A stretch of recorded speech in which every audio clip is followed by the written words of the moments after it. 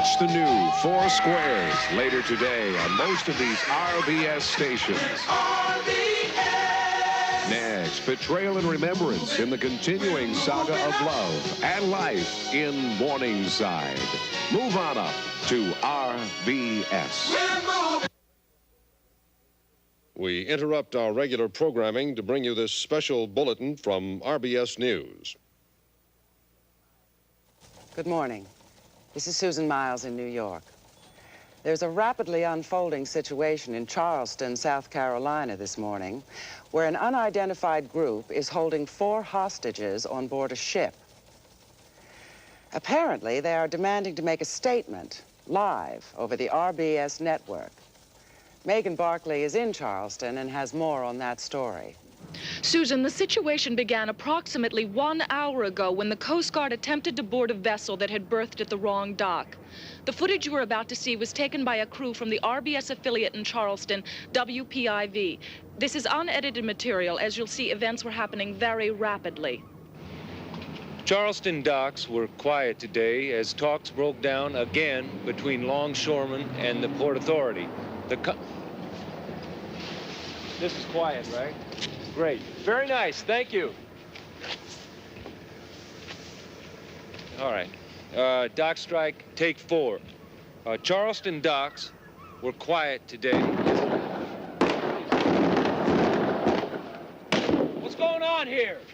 What's happening here? Trying to get closer, Captain, all right? Come on, let's get closer.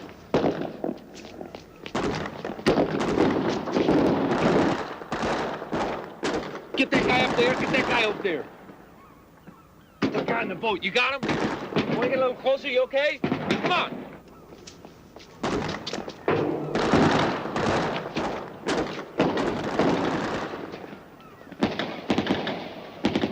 That guy's got an Uzi, man. I think he's got an Uzi, come on. Reporter Stephen Levitt and cameraman George Takashima were covering a dock worker strike. Instead, they found themselves in the midst of a gunfight. What the hell is going on here?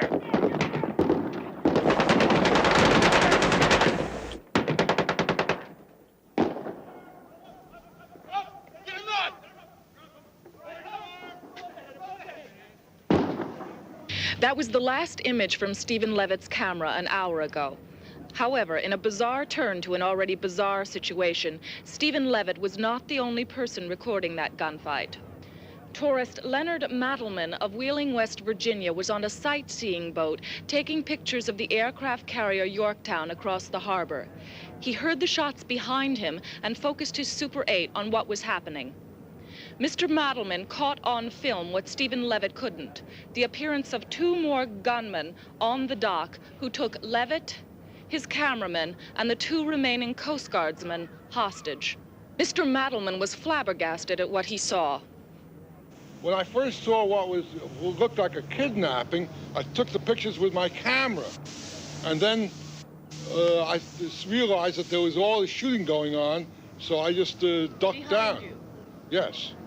Within minutes, police had closed off the area, and the 3 wounded Coast Guard personnel were taken to area hospitals. The ship, a tugboat named Liberty May, was found to have been leased out of Norfolk, Virginia, 3 days ago by someone named James Lawson.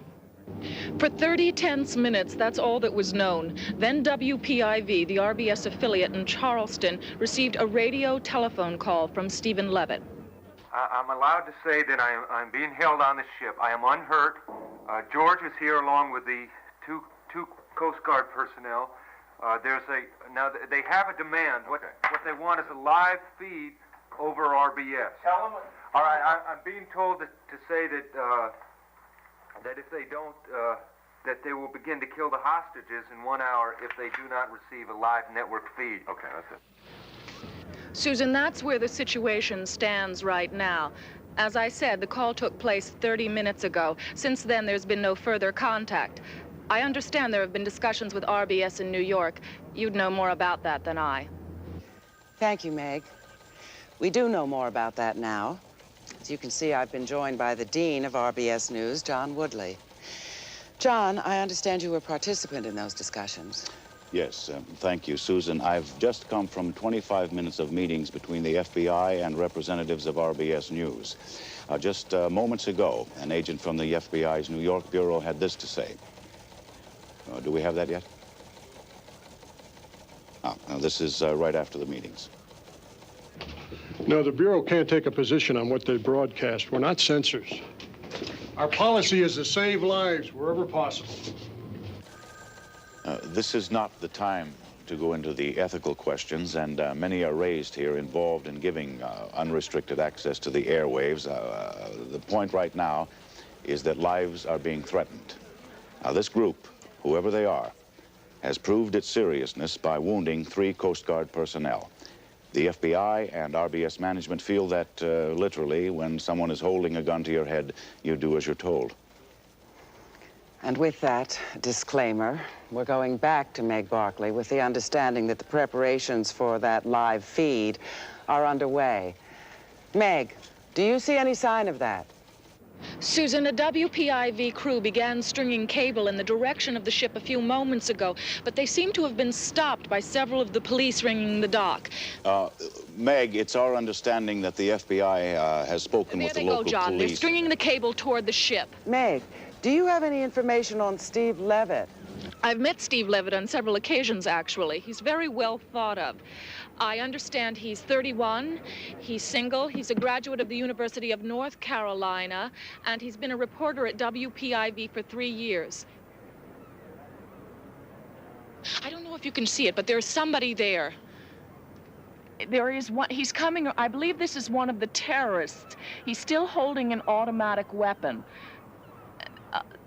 He's taking the cable, he's taking it onto the ship. He has the cable. I think it'll be a few moments now before the connection is made.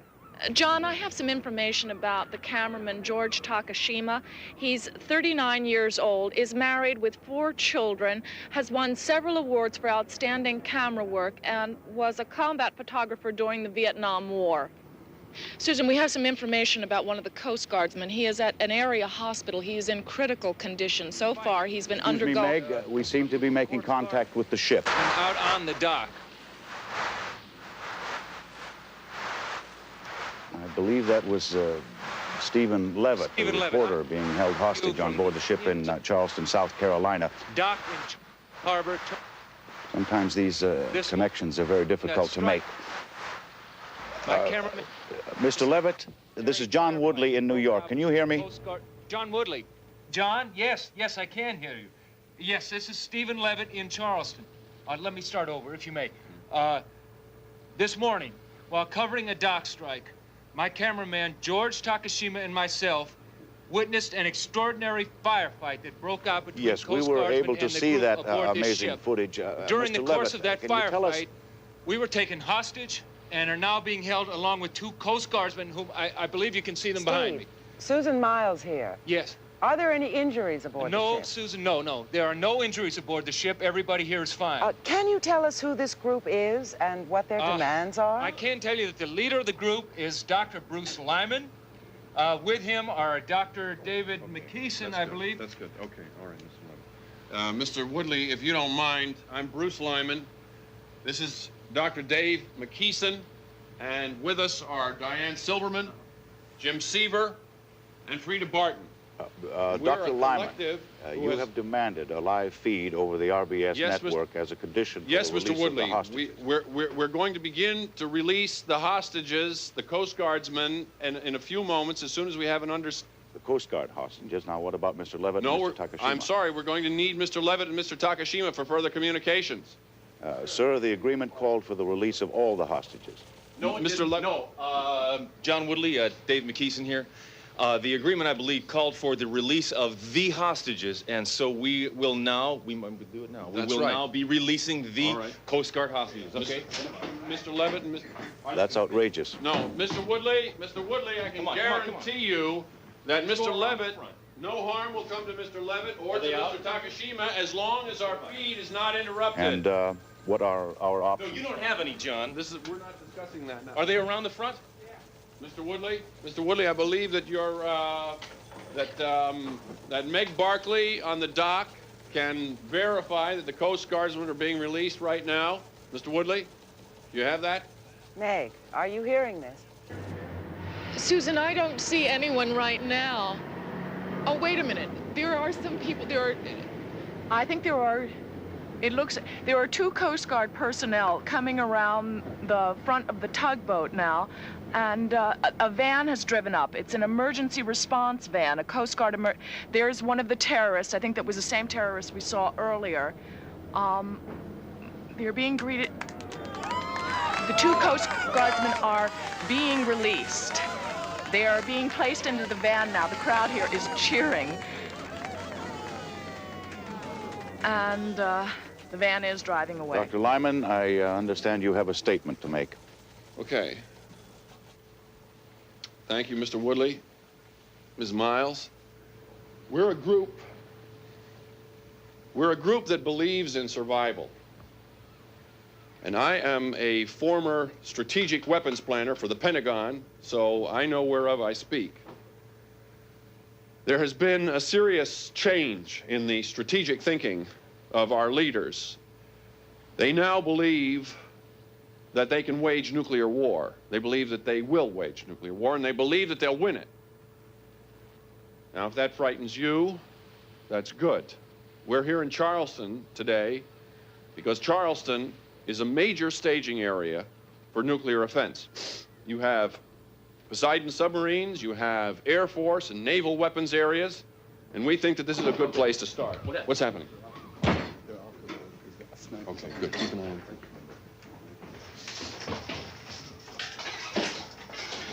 So Charleston is the place for us to start. We have a demand. We want the detonating modules from every single nuclear warhead in the Charleston area, and there are 968 of them. We want them delivered to this dock by 4:30 tomorrow afternoon so that we can take them out to sea and destroy them. This is known as unilateral disarmament. It's the first step on a long road. With Charleston disarmed, the Soviet Union can take steps to do likewise with their westernmost installations.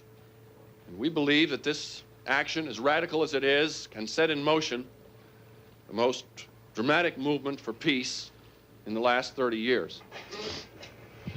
All right? Good. But if our demands are not met, it means that our government is willing to throw away the lives of the people of Charleston. It means that our leaders have not yet awakened to the grave dangers that are facing all of us. Listen to me closely once again. My colleagues and I have constructed our own nuclear device and placed it on board this ship. If the detonators are not delivered by 4:30 tomorrow afternoon, or if our exit from the harbor is blocked in any way, the device on board the ship will explode at 6 p.m. tomorrow. And believe me, it will illustrate what it is we all have to fear. I think we do this not in anger, but as a desperate plea and in hope of lasting peace. And I believe that that's all that there is to say at this time. Thank you.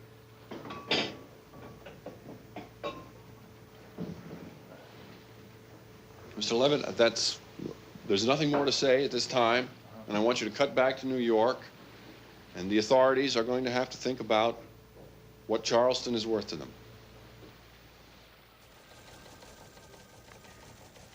What you've just heard is a statement by a group of, well, terrorists, I guess you'd have to call them, John, who are holding 4 hostages aboard a ship in the harbor in Charleston, South Carolina.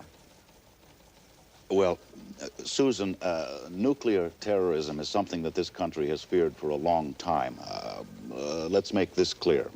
We don't know anything about this group. We have no evidence that their threat is real. There have been several hoaxes of this kind in recent years. Well, nevertheless, they claim to have a nuclear bomb on board, and they're threatening to explode it by 6 o'clock tomorrow evening if their demands are not met. They have wounded 3 Coast Guardsmen, 1 critically, and are holding 2 newsmen hostage. I think we'd have to say at this point, bomb or not, that this situation is a highly dangerous one. RBS News will stay with the story as it develops.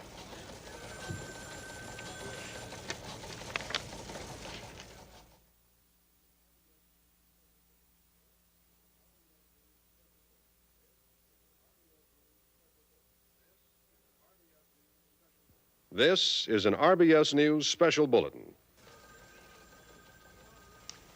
John, while we wait for this briefing from the Department of Energy, and let's stress once more that there is no indication so far that there is a bomb on board that ship. Presumably, the briefing will address itself to that question. Let's go back to Meg Barkley in Charleston, where a group of terrorists is holding 2 hostages. Meg, have there been any further developments? Excuse me, Susan, there are so many walkie-talkies around here, it's difficult to hear. Are there any further developments in the situation? Susan, as you can see, the major change here is the number of people surrounding the dock and the snipers who have taken up positions in the roof of the warehouse next to us. There has been no activity on the ship, no sign of life whatever, but that has not deterred these hundreds of onlookers. It's curious, really, John. You mentioned the proud nature of the city. There's not been a lot of panic here. Some people did choose to leave, but most simply do not believe there is a threat. Well, we have the Navy here. We have civil defense. I wouldn't leave just because of a few false rumors. We've been here over 200 years. Local historian Dr. Charles Eastman. Well, Charlestonians, I believe, have a little fear of disaster. We've been through many disasters in our several centuries. There have been the Indian Wars. There was the invasion by the British. There was the late unpleasantness with the North. You recall Fort Sumter. Walking into Charleston is like walking into the 19th century. It has perhaps the most aggressive Excuse me, Meg, we're going to have to break away. Leon Patterson is at the Department of Energy with a briefing about to begin. Susan, Walter S. Leteau is the spokesman for the Department of Energy. Apparently, this briefing will center on the... I believe we're about to begin. Oh, yes, ladies and gentlemen, please, I'm going to make a short statement. Regarding the situation in Charleston, South Carolina, the Department of Energy has investigated 85 incidents of this kind since 1974. In no case did the threat turn out to be real. We have no reason to believe that this situation is any different. I repeat, we have no evidence that the group on board that ship has any kind of nuclear device. Why haven't you had any briefings on the other 85? Because in the other incidents, you did not have a television network broadcasting the threat into every living room in America. Well, what about the rumors of an evacuation, sir? We have no plans at this time for evacuation. It is not possible to evacuate every city every time you have a threat like this. What plans do you have? Ladies and gentlemen, please, there are no more questions. Thank you very much. All right, that was Walter S. Leteau, spokesman for the Department of Energy.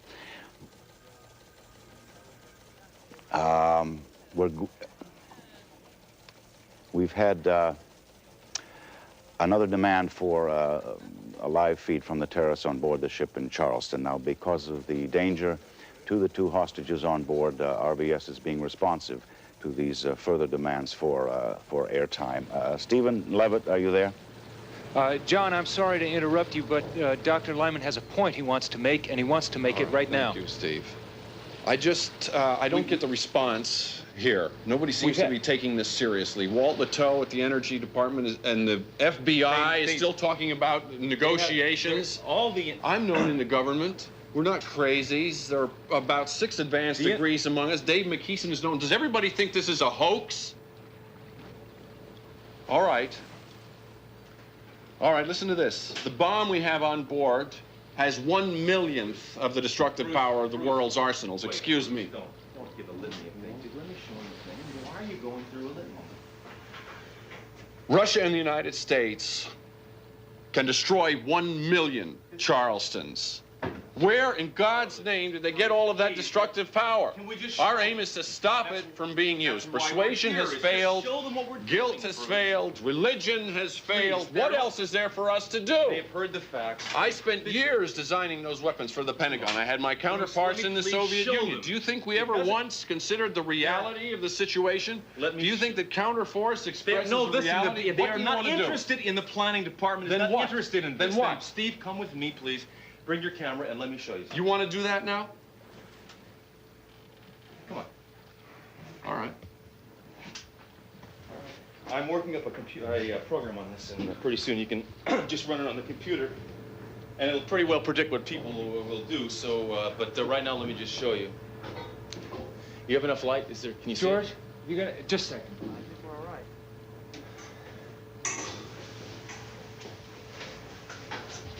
Okay, all right, go ahead. Okay, this is it.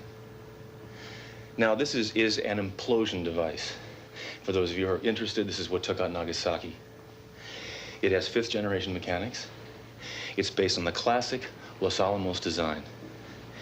It contains 5.2 kilos of plutonium.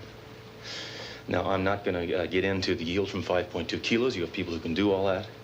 Let me just say that the plutonium was stolen from Hanford, Washington, in June, and I don't know. Can you speak up just a bit? Well, we started. I don't know. We started in March. We started in March and June and July and November of last year. Now, for those interested, I have taken the precaution of installing several anti-tamper devices of my own design. If anybody touches this thing, if anybody moves this thing, if the ship is moved, if the ship is towed out to sea, or if it is exploded, or if it is breathed on in any way that I don't like, this bomb will go off. Now, the only person who can disarm the anti-tamper devices is yours truly.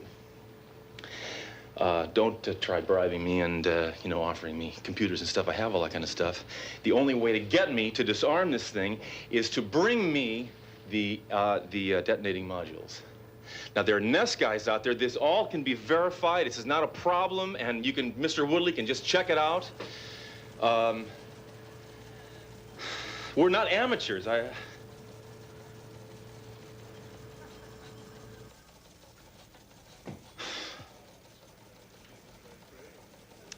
Well, the agreement, such as it was, gave the terrorists a live feed in exchange for the release of the hostages. Now, frankly, I don't think that sort of bargain includes this kind of gratuitous indulgence, if you will. I think I should reiterate, we do not know if their threat is real, and until that's determined, I think we should reserve the right to at least practice some restraint. Liz Richardson is at the White House, where I believe the president has just arrived. That's right, Susan. The president was at Camp David this morning when the crisis began. He was not scheduled to return until tomorrow. This is a shot taken a few minutes ago. We don't know if the Charleston situation had anything to do with this change in plans. The feeling here is that it did not. Acting Press Secretary Bob Grafton made it clear that, at least with the information now at hand, it's pretty much a local matter. Back to you. Thank you, Liz. Ellen Stevens is at the FBI, and she's been able to compile some information about these terrorists on board the ship. Voted most likely to succeed at the Dorset School's class of '58, Bruce Lyman surprised everyone by joining the Marines and became one of the first Americans to serve in Vietnam as an advisor in the early '60s. Later, he attended Dartmouth, received a PhD from Yale in political science. In 1969, Lyman became a consultant with the Severin Group, a controversial think tank in upstate New York with strong ties to the National Security Agency. Lyman then joined the Defense Department in 1975, becoming one of the top strategic nuclear weapons planners. In 1977, he testified before the Senate. Dr. Lyman, you are saying the yield will be greater? Senator, I'm saying the neutron weapon has a greater short-term yield. The distinction is important. Now, Lyman was instrumental in the eventual decision to build the neutron bomb. Then in 1978, for reasons unknown, he left the Pentagon.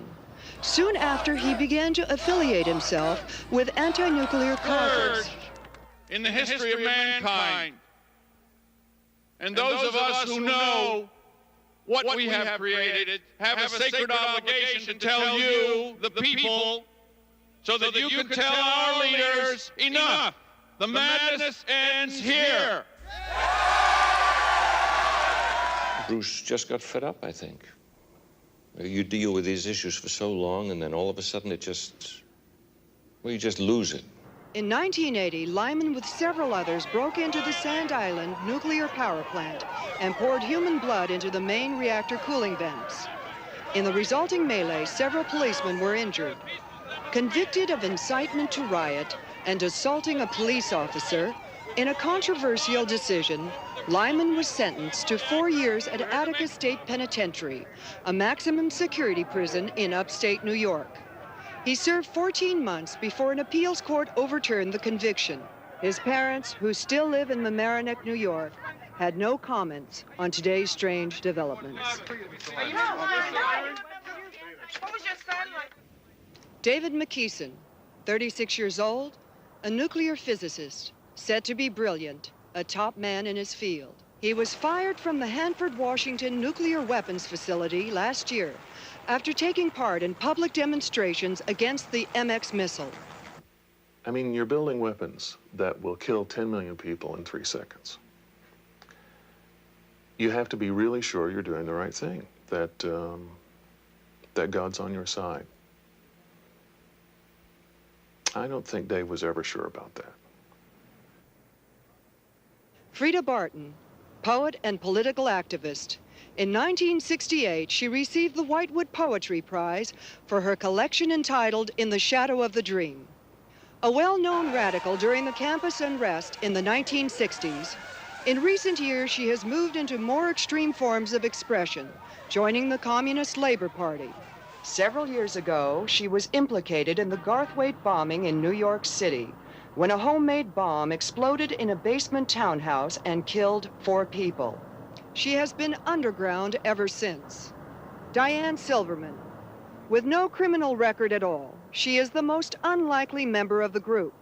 RBS has learned that she is a married social worker from Penn Valley, a suburb of Philadelphia. Her husband met with reporters earlier today. She knew Bruce Lyman for a long time, since graduate school. Were they romantically involved? What was the name of the organization? Of course they were not. What do you mean romantically involved? They were students together. James Seaver, the unknown variable. The FBI has been unable to locate any record or history of this last member of the group. Without further identifying characteristics, it may be some time before we know anything about him at all. What brought this group together? Is their threat real? And if it is, where did they get the funds to build it? The FBI has no answers, and no answers either for the biggest question of all. Why? Why would a respected planner and a brilliant scientist threaten to blow up an entire city? This is Ellen Stevens, RBS News. RBS News has just learned that one of the Coast Guardsmen wounded this morning, Mark Harris, has died of his wounds. Harris was hit twice, once in the shoulder and once in the head, and never regained consciousness. Of the other 2 Coast Guard personnel, William Joseph Gregson is in stable condition, and Lyle Freeman has been released with minor injuries. Susan, it's very hard to escape the feeling right now that the ante has been upped considerably by this tragedy. Even if the situation is brought under control, these people on board that ship now will stand trial for murder. I wonder if this will have any impact on their intentions. Maybe Steve Levitt can shed some light on this.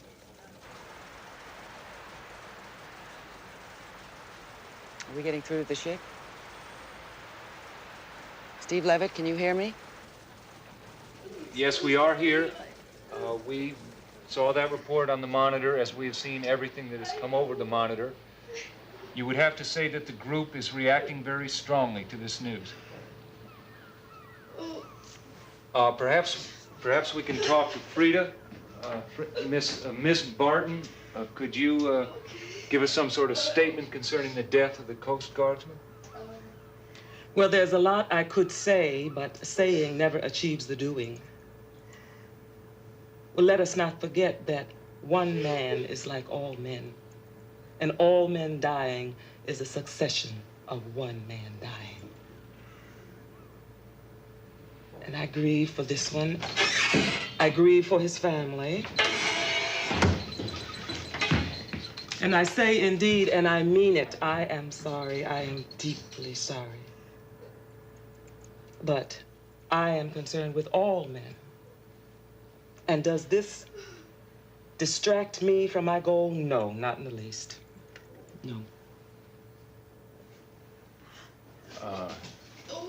Dr. Lyman. Oh, no. Dr. McKeeson. David?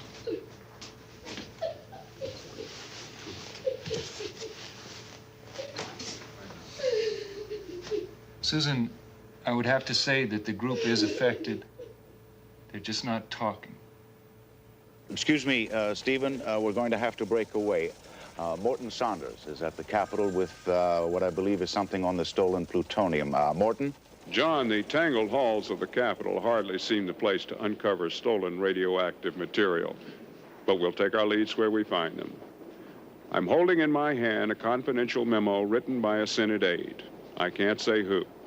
A memo which confirms that more than 5 kilograms of plutonium were found missing from the Hanford, Washington facility in January of this year.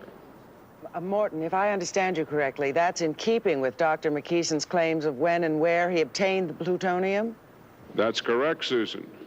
This in the face of several government denials that any plutonium was missing. Have you gotten any response at all to the memo you're holding? We're expecting that shortly. The off-the-record response has been nothing short of a firestorm. Everyone's been operating under the assumption that this was a hoax. Now they're not so Morton, sure. I'm being told that the White House is going to make an announcement in a very few minutes. Perhaps the mystery will be cleared up. Let's hope so. In the meantime, we're going to speak to two gentlemen who might be able to throw some light on this situation.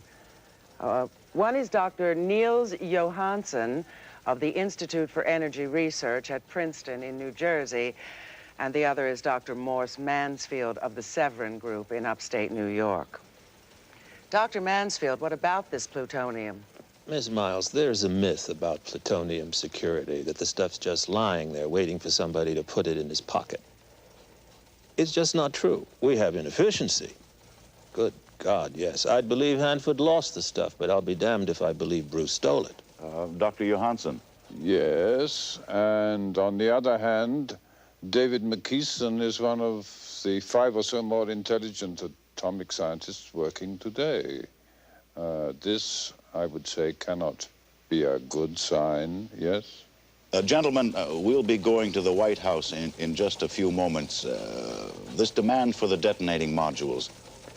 I don't believe the bomb is real. We're witnessing an extraordinary kind of bluff, a poker move, simple as that. Dave McKeeson discovers 5.2 kilos are missing from Hanford and says he stole them. I'd hate to modelize a retreat on that basis. Dr. Johansson, a few seconds. Morse wishes to play card games with the life of an entire city. Are you asking me if I think the bomb is real? I think David McKeeson is capable of it, yes. Thank you, gentlemen. We're going to have to break away. Robert Grafton, the acting presidential press secretary, is about to make a statement from the White House. The president has asked me to make an announcement. We're not going to take any questions. To our knowledge, I want to make this clear. To our knowledge, there is no evidence that the threat in Charleston has any substance whatsoever. It is a cruel and irresponsible affront to the citizens of that great city and to everyone who calls himself an American. Now, in the interest of public safety, to ensure order and calm, the president is ordering the limited evacuation of the Charleston area. step. He is taking this step to assure the people of Charleston that everything possible is being done. The evacuation will be handled under federal emergency guidelines, and we'll have further briefings as the situation resolves itself. Thank you. That was acting Presidential Press Secretary Bob Grafton announcing a limited evacuation of the Charleston area. Susan, it's impossible for them not to realize the effect this announcement will have. Well, he took great pains to make it clear that there's no evidence that the bomb is real. It's also significant what he didn't say. He didn't say there was no nuclear material on that ship. I presume that's something that can be determined. Nor did he mention the missing plutonium, whether to confirm it or deny it. I suppose if we need evidence that their threat has substance, we'd have to go aboard that ship and have a look for ourselves. Short of that, I think we have to ask ourselves, what does the government know that would suddenly make it change its course and order the unprecedented evacuation of an entire city? RBS News coverage of the events of this extraordinary day will continue.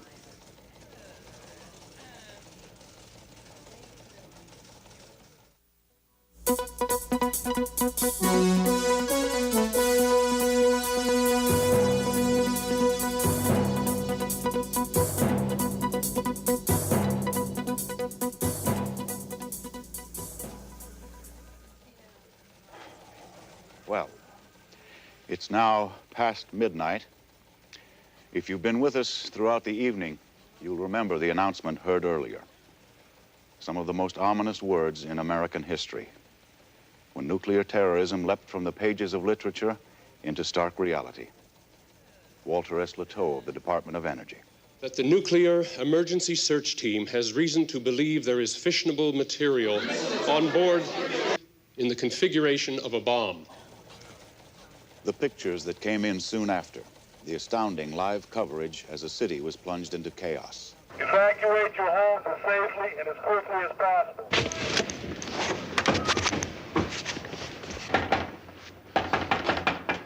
Ma'am, we're evacuating this part of the city. If you get your valuables in your possession. A nightmare come true.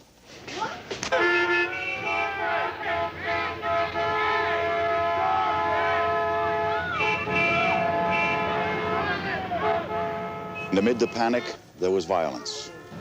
One man shot another motorist who had rear-ended him. Looting was widespread as the city emptied out.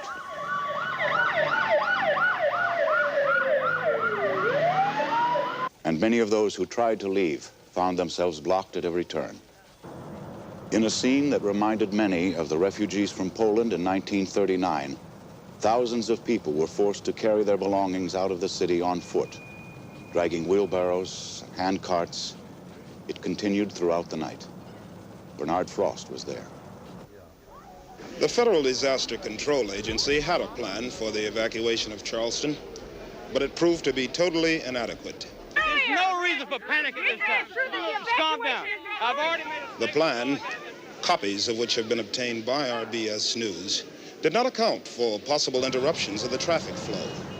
Not even stalled cars or flat tires. Within a half hour, there were many of both. Outside the city, hospitals and high schools were quickly converted into evacuation centers. But shortages of space and supplies soon became critical. National Guard troops were brought in to keep order.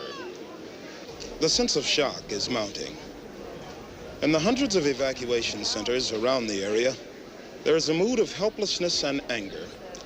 Anger at authorities who seem unable to cope with the level of chaos, but most of all, anger at a small group on a ship in Charleston Harbor. I think they're crazy, I really do. I mean, what kind of people would do that to a whole city? Bernard Frost, RBS News, outside of Charleston.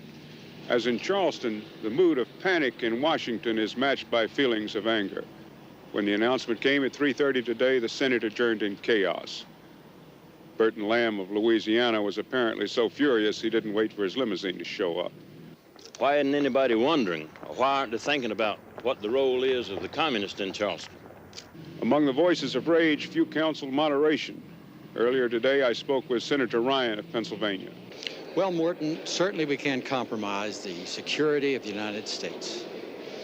But on the other hand, I can't countenance the destruction of an entire American city. I don't envy the president on this one.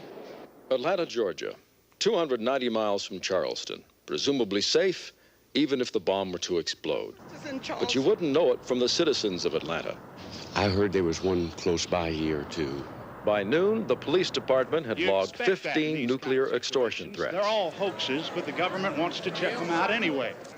Atlanta's experience was repeated around the country. Washington, 8 extortion calls.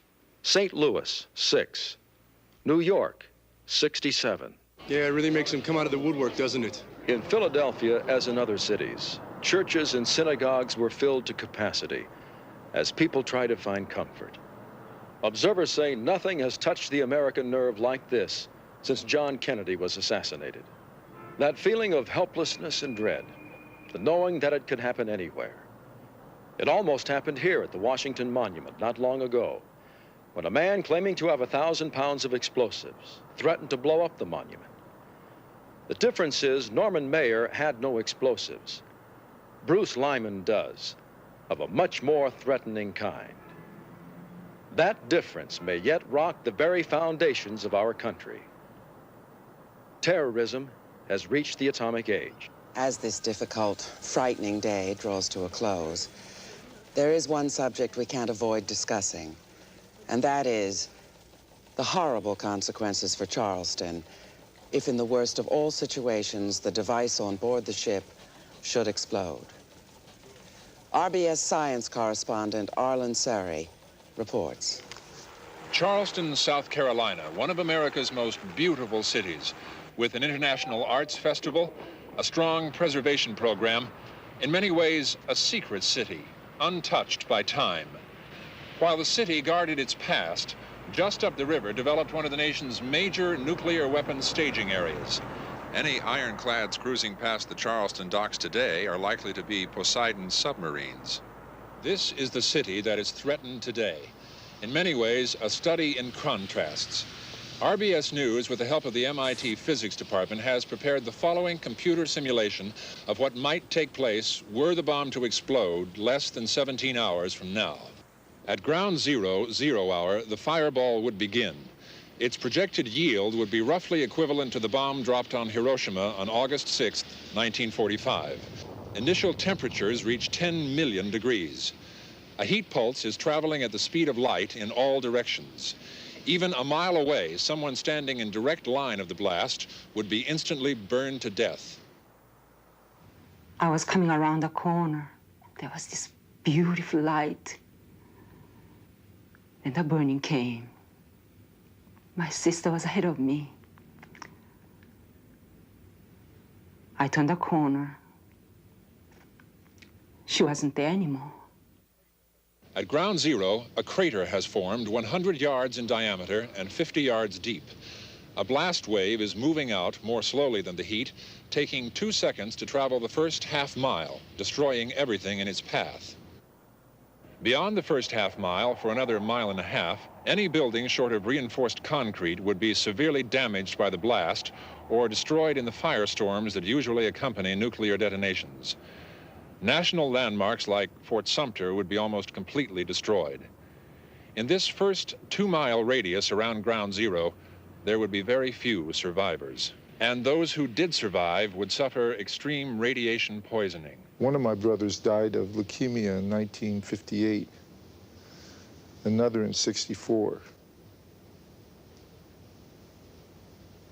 I think we're paying the price every day. Because this would be a ground blast, a phenomenon known as the nuclear footprint would form. A corridor 5 miles wide and 50 miles long, stretching out from ground zero, contaminated by radiation, uninhabitable for years. In short, an atomic explosion in South Carolina would be devastating beyond the imagination of most people. A catastrophe such as the United States has never seen. Arlen. Yes, John? Is it possible to compare the weapons deployed today, the kind the Russians may have aimed at Charleston, with what the terrorists have on that ship? John, tonight, people who are 5 miles from the harbor would survive the blast, at least. If a Soviet 1-megaton bomb was dropped in the harbor, those people 5 miles away would be vaporized in the first 3/5 of a second. Thank you, Arlen. The situation in Charleston has many facets. Merritt Cunningham has a report on one of them. A gunfight in a harbor. A local correspondent happens to be on the scene. Within hours, the situation escalates into a major crisis. The National Guard is mobilized. A city is evacuated. And a small dock in Charleston, South Carolina, becomes the media capital of the United States. Anti-nuclear groups especially wanted to get their point across. That we're appalled at this kind of tactic. We're outraged that efforts of millions of concerned citizens have now been tainted by this abominable act. We're working for a real disarmament, a verifiable bilateral disarmament. It's sane and it's possible. And there were those who criticized the role of the media. Why give them the feed? Why do it? To save lives? Who says it doesn't cost more lives this way? As things escalate, as people do more and more outlandish things to gain the public eye. I'd take it out of the network's hand, if you ask me. I don't trust their priorities. Make it illegal. Just make it illegal to hand over a feed. But the feed was given. And this is the way the dock looks tonight. The spectators and demonstrators are still here. Some, it seems, prepared to camp for the night. But they're camped in front of the TV cameras, as if lured by the light and excitement, as if the coverage of the event were more important than the event itself. That's become a fact of life in stories like this. Television is a presence that no one can ignore, not the police, nor the terrorists. It has become witness to the story, yet part of the story. And it will probably remain that way as long as people watch the news. Merritt Cunningham, RBS News, Charleston. You know, John, this live feed from the ship, it's a product of amazing technological advances, and we have to wonder, if it were not available, would the terrorists have been able to gain a national forum, as they have? Well, Susan, I think that reporters always tend to be blamed for the bad news they bring. Well, yes, but it's a question of complicity. We have to ask the question if the news media actually contribute to the very situation. Excuse me, Susan, we're going live. We're being joined live by Stephen Levitt on board the ship in Charleston. Go ahead, Steve. Yes, John, the entire group has been watching the broadcast, and Dr. David McKeeson would like to make some kind of... I just wanted to say that I have been listening to what you've been saying about how the news media is taken advantage of by people, and that's not really a problem, is it? I mean, the news media is essentially show business, isn't it? I mean, you guys have agents just like actors do, isn't that right? No, does John Woodley have an agent? The ongoing crisis I here. don't. No, I'm not me. All right. No, yes, wait. I would like to make a statement. I just want to say how much I love RBS News. And I didn't believe any of those stories about how John Woodley got mad when Susan Miles became a co-anchor person. Those stories were circulating.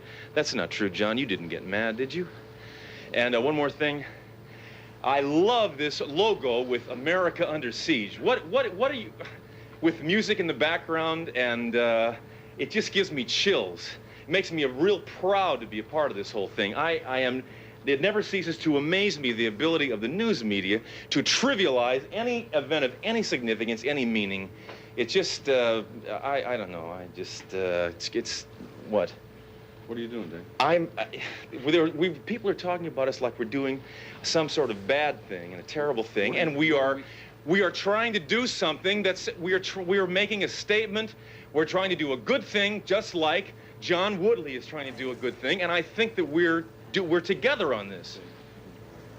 Right? Well, I think any connection between what Dr. McKeeson is doing and RBS's attempts to cover it is highly remote. John, the news, you guys eat us for breakfast and for lunch. You have like an earthquake or a plane crash or something. John Woodley, good Anglo-Saxon name. I hope it's his own. He's not the enemy there. John? He's just a friend. John, are you there? Yes, Dr. McKeeson. Well, does this qualify as gratuitous self-indulgence? Well, perhaps that's in the mind of the beholder, Dr. McKeeson, if you choose to think of it like that. I'm getting John mad here now. Don't mean to get John mad. See, I'm just trying to improve your rating points. You think this is about ratings? John, okay, John, you tell me. Look, here's what you do. I want you to call up NBC, call up CBS, and get them on the line, and you tell them that there's a story here that you don't want to cover anymore. This will show me then. There's a story you don't want to cover. Take Steve out of here. Steve has really doing a great job, and I know that if he stayed here, his career would be made with RBS. But if it doesn't mean, rating points don't mean anything to you, then what I want you to do is cut me off. Just pull the plug. I mean, if you're so righteous, if it doesn't matter to you that the entire country is tuned to RBS for exclusive coverage, we'll just end it. I mean, NBC would kill its mother for this footage. Any of them would. So, but if it doesn't matter to you, fine, then cut it off. I would like to see RBS willingly give up exclusive coverage. This would be interesting. Let's see it.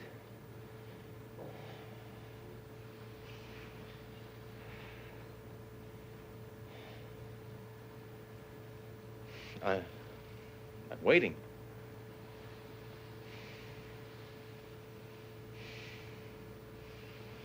Well, I guess we all know where we stand, don't we?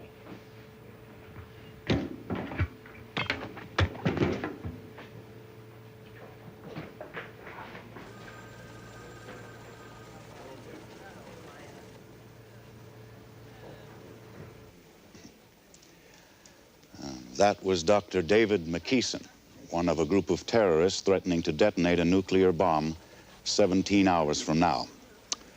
He made several points about the exploitation of news events by the news media. And as an example, he used RBS coverage of this particular event. It was a strong attack, I think I can say very strongly worded. And just to make sure that the factual record is clear, RBS News long ago made Stephen Levitt's reports from that ship available to all the other networks. This exclusive coverage that Dr. McKeeson referred to simply does not exist.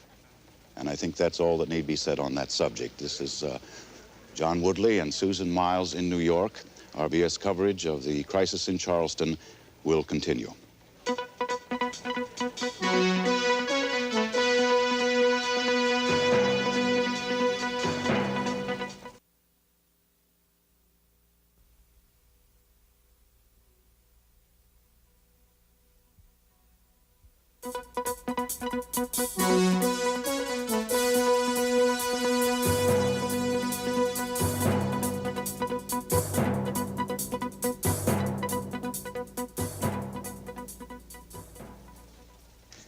Good morning. This is Susan Miles and John Woodley in New York on this, the second morning of a crisis that has riveted the attention of the world.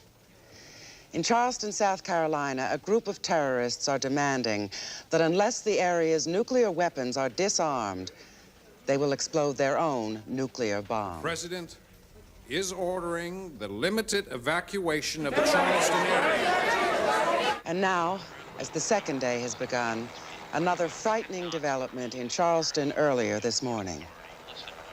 It began at 7:43 this morning, a news helicopter venturing too close to the ship. James Seaver, the silent terrorist, made himself heard at last with a vengeance. It's going down!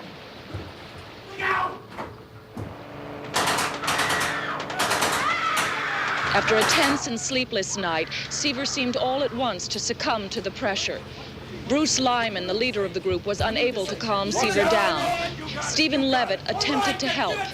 A scuffle broke out.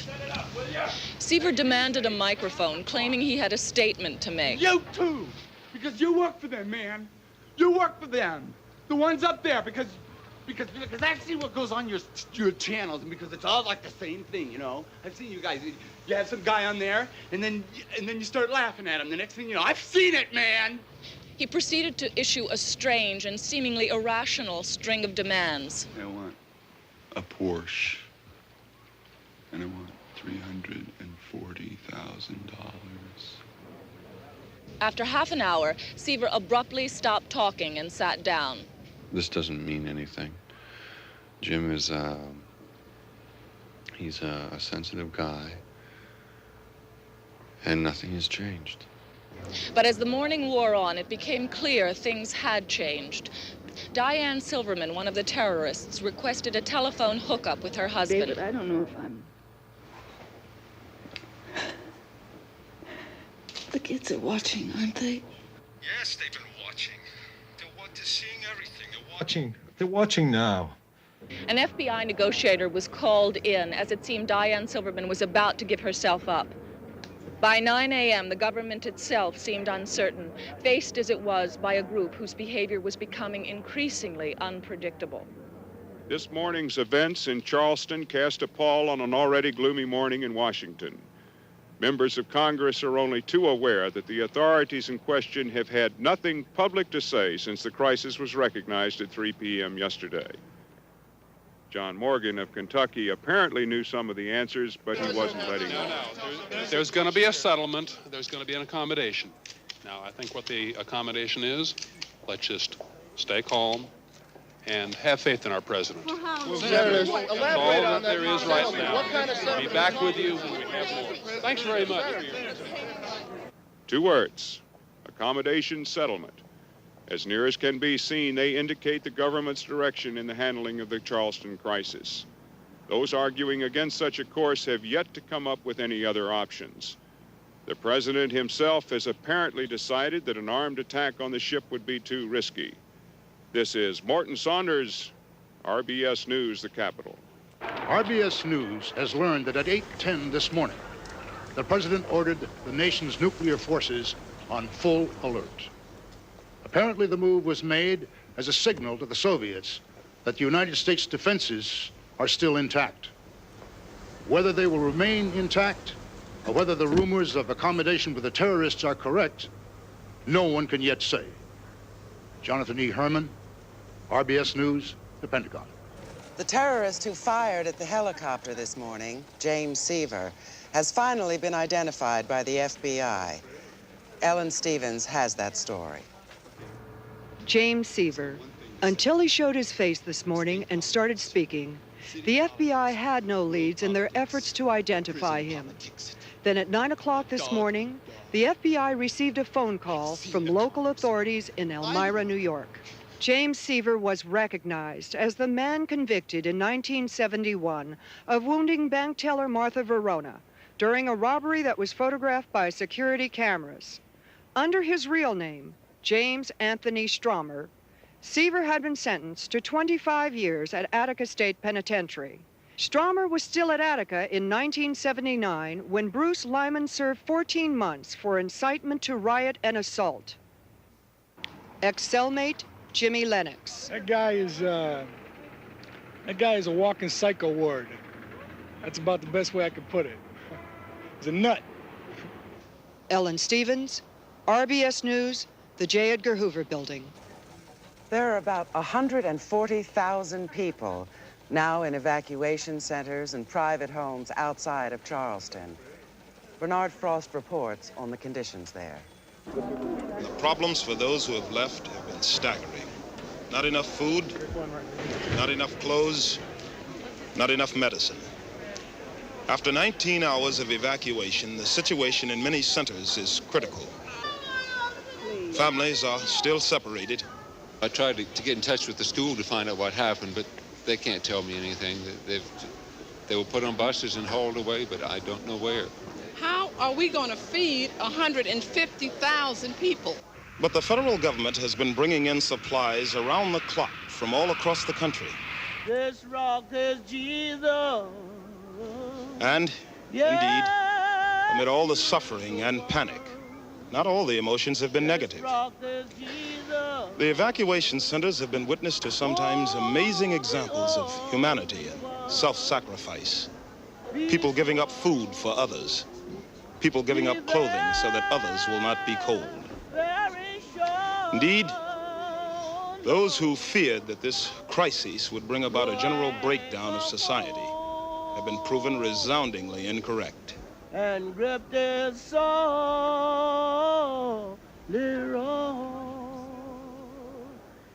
If there is a message to be found, something about the resilience of the human spirit, this must be it. Bernard Frost, RBS News, at the Cali Junior High School. Some residents of Charleston have expressed a Excuse me, I'm being told that we're going back to the ship now, perhaps for a clarification as to whether Diane Silverman is giving herself up to the FBI. Steve Levitt. What? Our agreement that says yes. Maximum dose ground demonstration. What am I doing? Throwing up my guts for 17 days. Yes, Susan. Susan, I'm sorry. It's very hard to hear you right now. Is What? Diane Silverman still speaking with the FBI? No, she's not. She's staying.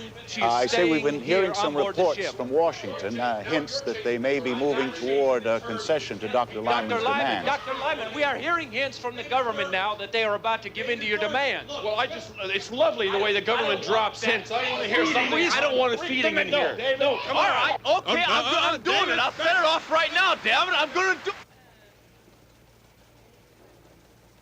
We've just heard Dr. McKeeson apparently threatening to detonate the nuclear device. I don't think I'm exaggerating when I say that the situation on board that ship is deteriorating rapidly. As the time of their deadline runs out, whatever intention they may have had, whatever message they may have wanted to get across, at this point, is totally lost. This is Susan Miles with John Woodley. RBS News coverage of the crisis in Charleston will continue.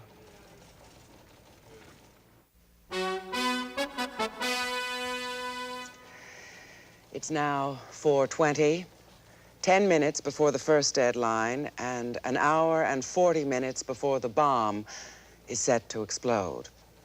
There's no word from the ship or the government, although there are some changes around the dock, as Meg Barclay reports. The images you are seeing are from unmanned cameras surrounding the Liberty May. Within the last half hour after the exchange of gunfire, all the demonstrators, spectators, media personnel, all mobile units were moved back a safe distance from the ship. The RBS control position is now on the aircraft carrier Yorktown, which has a permanent berth as a floating museum across the harbor from the tugboat. Meg, what is the distance? How far are you from the Liberty May? About 2 miles. Is that considered a safe distance? No one will say, actually. It's the furthest we could get and still cover the story. As time runs out, the gentleman sitting next to me may be able to provide some insight into what's taking place on the Liberty May. Dr. Abraham Shersma is a psychoanalyst in New York City. Doctor, the situation seems to have deteriorated rapidly aboard the ship. We've heard nothing at all for several hours. Well, we have a very volatile mix there. James Seaver's outburst. God forbid I should be the one to disagree with the FBI. But in my opinion, James Seaver is not the most dangerous member of that group.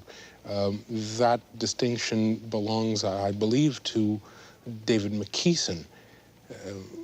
He is a man, obviously. He's been hospitalized for paranoid-type disorder, but I think what's more important than that is... Excuse me, Doctor, could you explain that in a little more detail? Well, a paranoid is somebody who takes threats that originate inside of his own mind, and he perceives them as coming from the outside world. so that an innocent comment, a chance coincidence of events can be interpreted as dire threats. But what I was trying to say, and I think this is more important, I understand that you have those 2 tapes ready. This is why he is dangerous. Maximum dose, ground blast, demonstration. What have I done? Been throwing my guts up for 17 days in a row? That's it. I'm doing Hold it there, please. What did I bust my guts for? Throwing up for 17 days in a row. Could we have the other one, please? Evie, let's watch a nice movie. Set to some sort of nature or something. You need something. Whatever makes you comfortable. What do you need? No, I don't know. What do you need, baby? I don't know. We'll stew. I need a white count. I need to find out. Hold it again.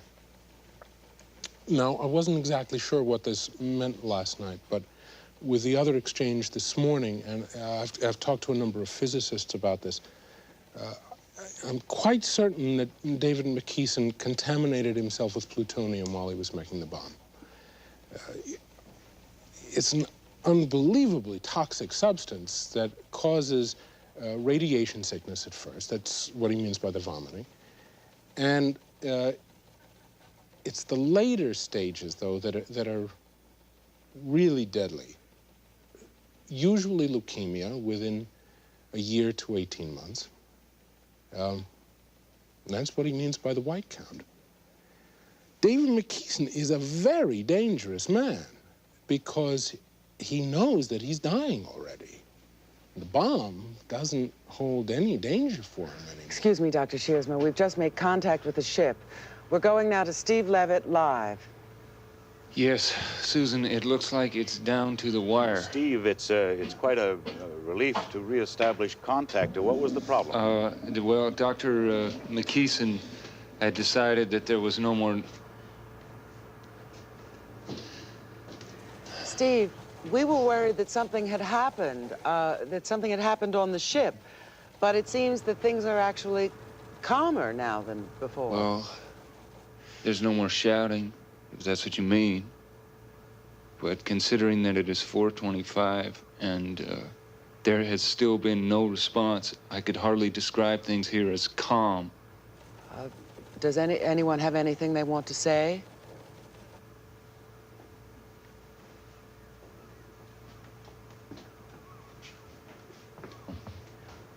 Let me talk to Bruce.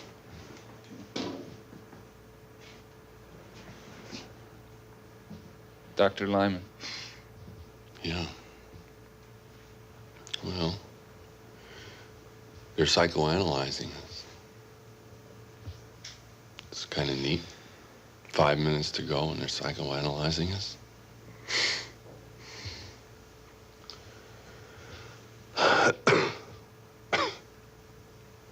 I haven't lost control of anything. I never had it. But this group knows exactly what it came here to do. And we haven't wavered. My God, why don't you analyze a government, the most powerful government on earth, that sits and does nothing for 24 hours, and then ask yourselves who the real terrorists are? Excuse me. Well, we're seeing exhaustion take its toll, John. Complicating a situation that's already, complicated enough. Yes, indeed it is, and we have to wonder if I've just been handed this. I understand we're going to Morton Saunders at the Capitol right now. Morton?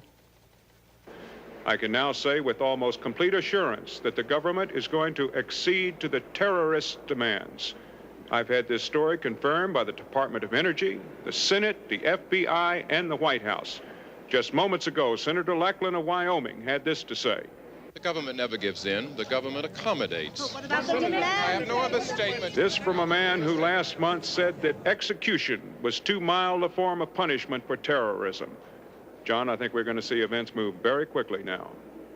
Morton, I'm being told that we have Jonathan Herman at the Pentagon. Perhaps he can substantiate it as well. Jonathan, are you there? John, reports that... John... I'm having difficulty hearing you, Jonathan. 25 minutes now. Can you hear us? John, reports that the government is giving in have been circulating in the Pentagon for about 25 minutes now, and everyone I've talked to has denied it. For the Defense Department to accede to the terrorist demands would entail large crews working feverishly all around the Charleston area. I can tell you almost unequivocally that no such large-scale activity has been seen. Now, I know that Morton has confirmation from White House and DOE, but I must tell you there is none here. Thank you, Jonathan Herman. We have two conflicting reports now, and it's anyone's guess at this point, now less than a minute before the deadline and an hour and a half before the bomb is actually set to go off. John, it would seem likely that in spite of what Jonathan Herman says, that the government will accede to the demands. Well, Susan, on the other hand, it's been the long-standing reasoning of the Israelis never to negotiate with terrorists. And they've had a lot more experience with this sort of thing than we have. Time is running out. 12 seconds. 8 seconds. I don't see what could happen now. 3 seconds.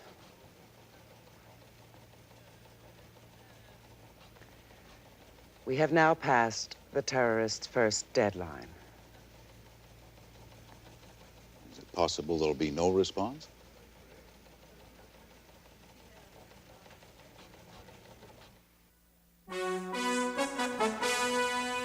It's now 4:31 and some seconds. We don't know what may be delaying the government's decision. We have now passed the terrorists' first deadline, the one they felt would give them enough time to take the detonators out to sea and destroy them. As for the bomb itself... Excuse me, Susan, we're going to the White House right now, where a briefing is about to begin. Authorized the removal of 968 computerized detonating modules from the strategic nuclear warheads based in the Charleston, South Carolina area. These modules have been removed from their warheads and are now on their way to the tugboat Liberty May. There, they will be loaded onto the ship. When the loading is complete, the ship will be allowed to move out to sea. Neither the loading nor the exit from the harbor will be impeded. Signed, the President of the United States. Thank you. We may at least be seeing the end of the drama in Charleston. We'll go now to the ship for a reaction from the terrorists. Dr. Lyman, it looks as though you have succeeded. It's hard to tell. We may have won. I don't know. The signs are auspicious, but we're going to have to see those trucks coming here before we start singing any hosannas. Jim, take a look from the bridge. Grafton is an inveterate liar. He is an incurable liar. We won. You've never believed him before. Frida, yes? We won. It doesn't matter whether the detonators come or not. We put our case before the American people. We won. John, have we got any confirmation of the trucks coming down now? We had a report not 500. Meg Barkley, can she see the trucks? Can we get some confirmation that the trucks are indeed coming down? Steve, I can't see anything right now. I'm going to look at the monitors from the unmanned cameras. I should be able to see the trucks when they get to be about 100 yards, maybe even 200 yards from your position, but I can't see anything right now. While we're waiting, let's go back to the Capitol and Morton Saunders. After all, he was the one who went with this story before anyone else. Well, Mort, first the plutonium and now this, batting 1,000. Thank you, John. I can now say, now that the announcement has been made, that the government reached John, its I think I see the decision trucks. approximately 45 minutes. Yes, I definitely see the trucks. I'm seeing a convoy of trucks. They're beginning to arrive right Meg, now. We're going back inside the ship for... Oh, God, we did it! this is it, John. It really seems to be happening now. Let me see if I can get Dr. Lyman. What do you think of that, Steve? What do you have to say to that, Do you think that the American people are going to accept your tactics? Steve, I never wanted to explode that bomb. Dave, we did it. Doctor, do you think that the American people will accept your tactics? The suffering in the world is too dangerous, Steve. They'll accept it. I know they will. God, thank God. Excuse me. God bless the United States. Yeah! Dr. McKeeson, do you believe now that the trucks are really... John, as you can see... Steve, the trucks are arriving at the dock right now. You could probably see them if you look out through the window. The trucks are parking now. They're unloading some boxes. Can you see any official personnel? Is there any military presence there at all, anything like that? No, I can't see anybody right now. I'm looking in the monitor, and I can only see what you can see. But it does appear that they are proceeding as requested by the terrorists. Oh, look at that. Look at that. It's a great day. Great day. Great. The picture went out. Steve, what is going on here? What's going on? There's no picture. I don't know. Steve, what is going on? I don't know what's going on. Come on. Maybe somebody stepped on the wire. Nobody stepped on the wire. George, Nobody stepped on the damn thing. Now, what's going on here? Steve, I don't know what's going on. Nobody touched anything. Somebody touched the wire. What's going on? Seaver, what's going on out there? New York, see this? What do you see out there? What there? John. All right. John, we have no picture here on the monitor, John. They've had a power failure in a transmitter at WPIV. Steve, there's nothing intentional here. Every television... Why don't you tell that to Dr. Lyman, because he can't hear anything over the monitor now. Dr. Lyman, we understand there's been a power failure in a transmitter in North Charleston. What? It has nothing to do whatsoever with what you're seeing on the dock. What? Every television in Charleston is off the air. What? They say there's been a power failure. No, there's not a power. They're having a power failure right now. They're still unloading out there. Well, get ahead. Go up there and see what's going on the bridge. What's going on? Come on. Oh, my God. I'm telling you. Oh, my God, those are troops. Give me that. Give me that.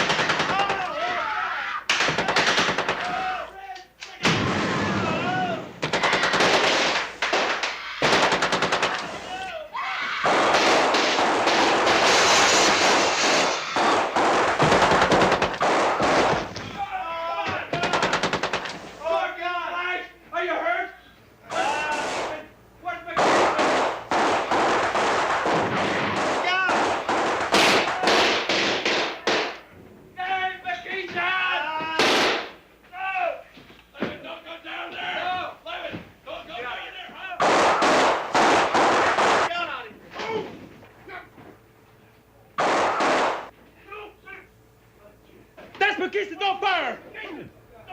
Don't come down here. Don't come down here. Don't panic, man. Don't come down here. I'm telling you, don't come down here. Take it easy, all right? No. Don't come down here. Take it easy. All right, I'll do it. Don't do it. See, Dad, I'm the reporter. I'm the reporter. Anybody else alive up there? Yeah, there's a woman up here. She's the only one. Where's somebody down here? George, are you all right?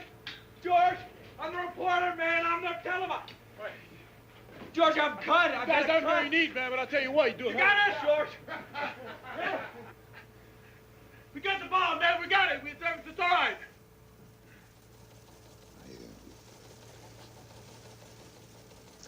I don't think we've seen anything like this since the SLA shootout in '74, or the Patty Hearst. My God, it's a miracle those two weren't killed. Is Levitt hurt? Did you hear? He seems to have a cut. Came out of it with a cut. Well, what we've seen here is that the government clearly had this plan in the works for some time. Put one over on all of us.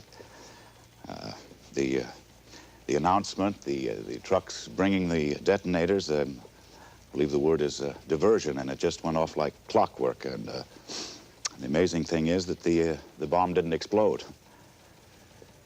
Well, I suppose that could still happen. We have a 6 o'clock deadline before we get carried away. Meg, Barkley, are you still there? John, we were not able to see too much. Everyone here is just astounded, absolutely in the state of shock. We have been moved to a safer area of the Yorktown, the Fantail, but we're just so happy that Steve Levitt is safe. What a brave moment, and that the bomb did not go off. You can second that over here, Meg. Bernard Frost in the Cali Junior High Gym in Sweetbriar. We have some pretty excited people, as you can see. Back to you, Meg. They seem to be getting everyone off the ship very quickly now. And there's Steve Levitt. He appears to be all right. And his cameraman, George Takashima, who took those incredible pictures.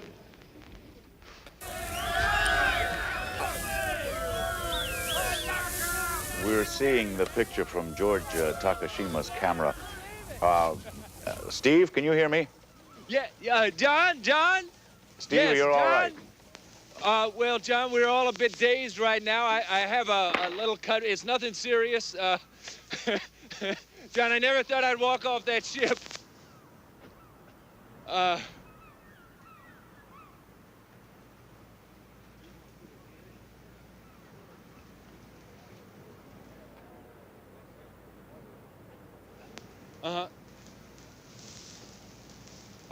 They're bringing them out now. That's Jim Seaver. Steve, excuse, I believe that's Bruce Lyman. That's Diane Silverman, I believe.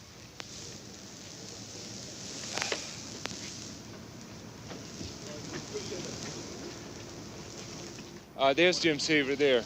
He's coming out now.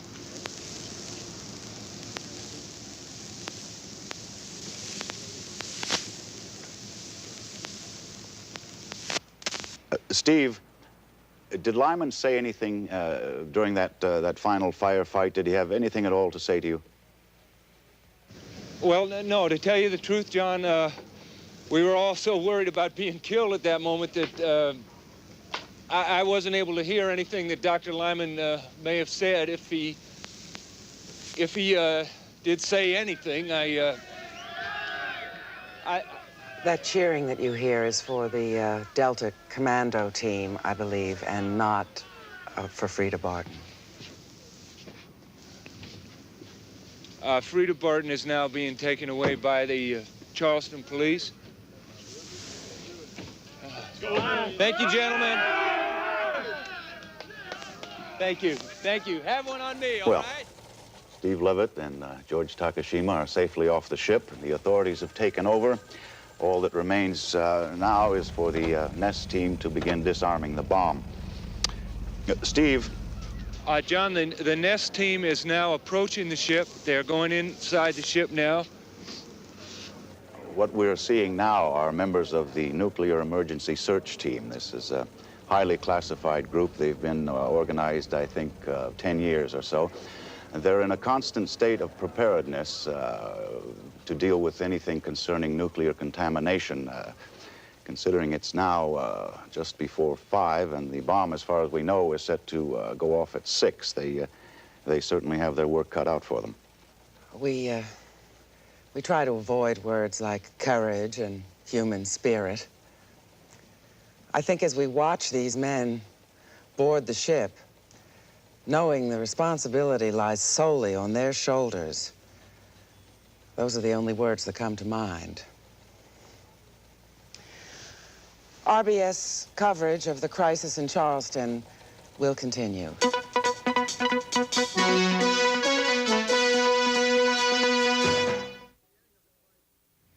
From the beginning of the crisis, our intelligence showed unmistakable signs of Soviet strategic alert. It was impossible to consider even for one moment, the weakening of defenses on the southeastern seaboard of the United States, not when we had a feasible plan for securing the ship. It is now 20 minutes before 6. As you know, we've been standing by for the past 45 minutes, watching members of the Nuclear Emergency Search Team go on board, stabilize the environment on board the ship, determine that the anti-tamper devices were in effect, and they've decided to disarm the bomb where it sits. I said before, and I will repeat, The attack on the terrorists was predicated on the total confidence that the nuclear emergency search team would be successful in disarming the anti-tamper devices on the bomb. Ladies and gentlemen, thank you very much. The image you see behind me is from the Nest camera that they've brought on board the ship. Dr. Niels Johansen, the physicist from Princeton, has been kind enough to rejoin us to try and clarify some of what we're seeing. Dr. Johansen, a few moments ago on the dock, Stephen Levitt told us that the technicians had actually left the ship. Now it seems that that's not true. Mr. Woodley, disarming a bomb is the easiest thing in the world. It's equivalent to pulling a plug. The problem here is getting to the plug. Dr. McKeeson has set up so many fail-safe devices, so many anti-tamper devices, double-blind devices, that the experts have spent the last 35 minutes just trying to get through them. A mistake in any one of them could set off the bomb. Give me the double. That's it. Okay. All right. We're going to separate. Okay. Coming over. All right. We're going to separate. He's disconnecting the status circuits that keep maintain the constant. Is that one? I've got up to about a 4.3 here. Whoa. What's this voltage? Can you read it? It was already separated. He clipped it. Is that one? So, whoa. It's frying now. All right. 8-4 procedure. Implement. Go. All right. Down to it. Here we go. Hold it.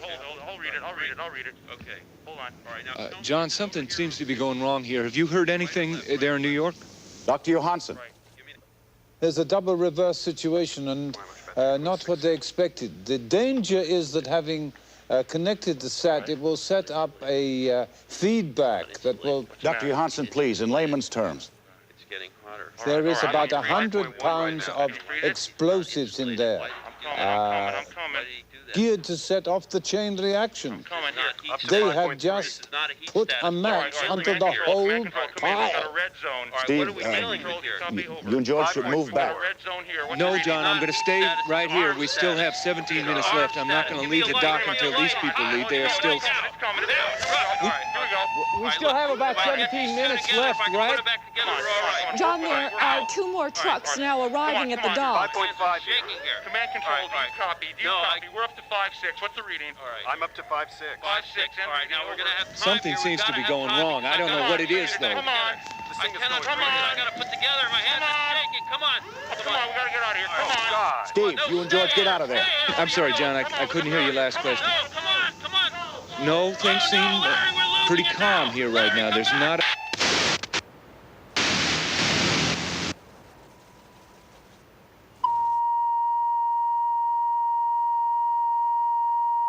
Oh, somebody get me some information, damn it! The hell is this?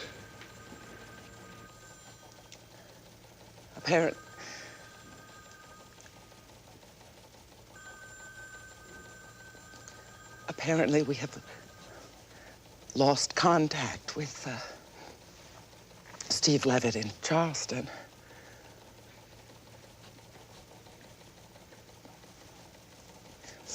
It is possible that there's been some kind of detonation.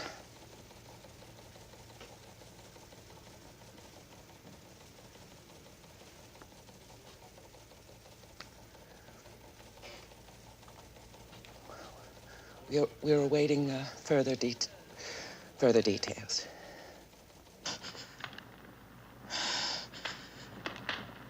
Okay.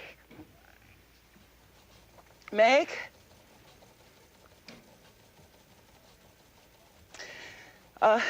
Barkley, we have Meg Barkley in Charleston.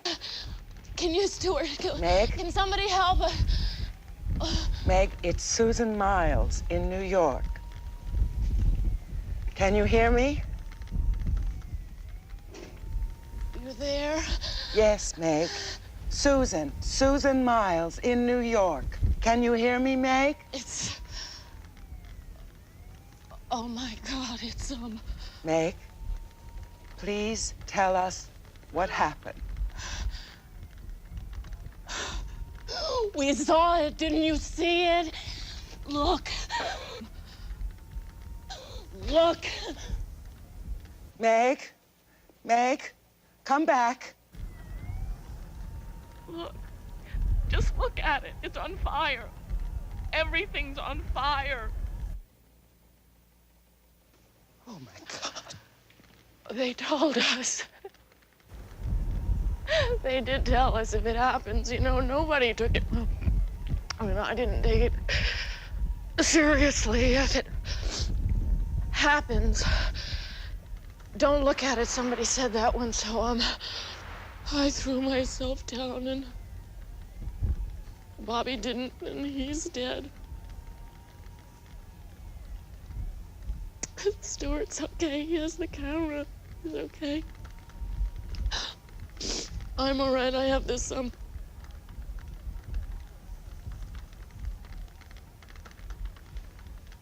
Is the radiation coming now? Does anybody know that? I mean, are we hurt? Are we gonna die?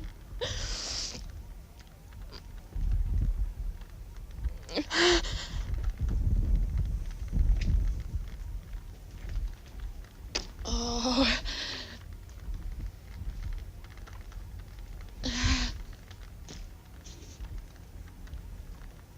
There's some glass here.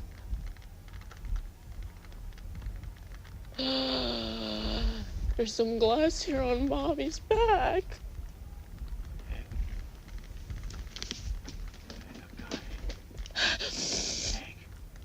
What? I've got tape of it. I've got tape. Stuart says he has a... He says he has a tape of...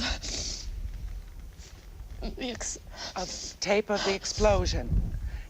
Tell him to run the tape, Meg. Run the tape.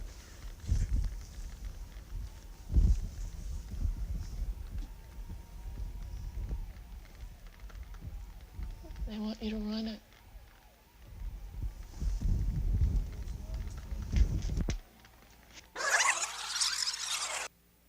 Look, Bobby, what are those nest or chest guys? What are they? Nobody tells us anything around. Hey, Stuart, can you see what's going on?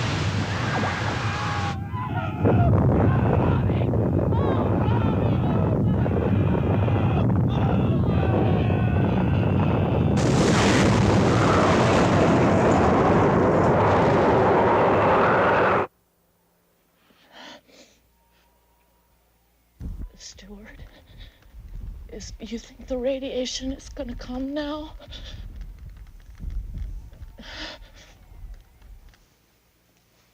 John,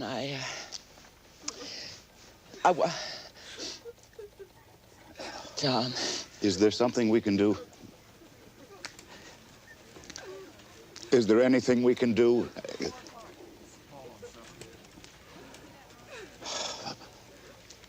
There's got to be something we can do. Now, someone figure out what we're supposed to do.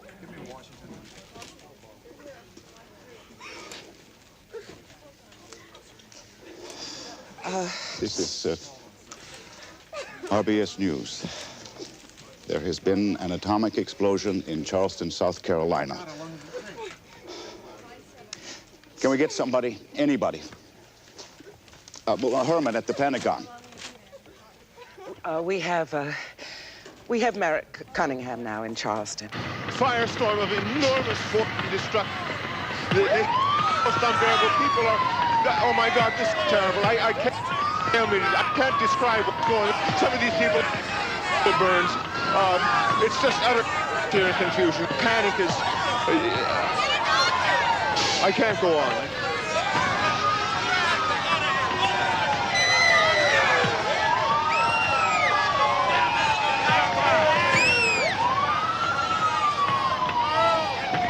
The city's on fire. John, this is... People are standing here watching their city burn. The injured are beginning to arrive. Excuse me. My God.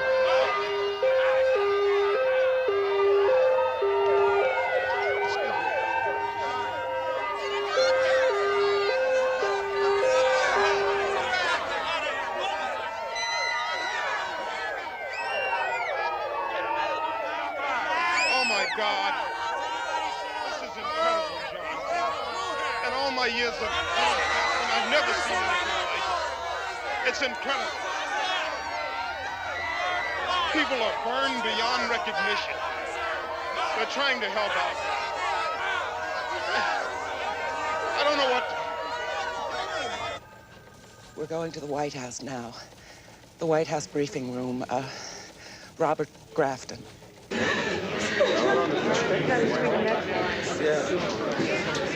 Ladies and gentlemen,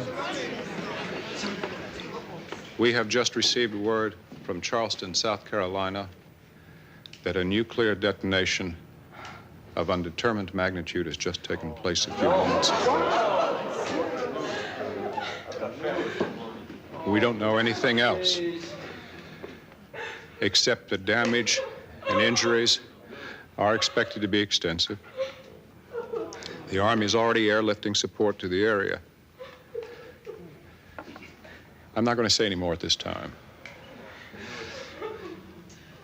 until we have a better idea of what exactly has taken place. There's just one last thing. Those who survived are going to need our prayers just as much as those who didn't. This is a very dark moment.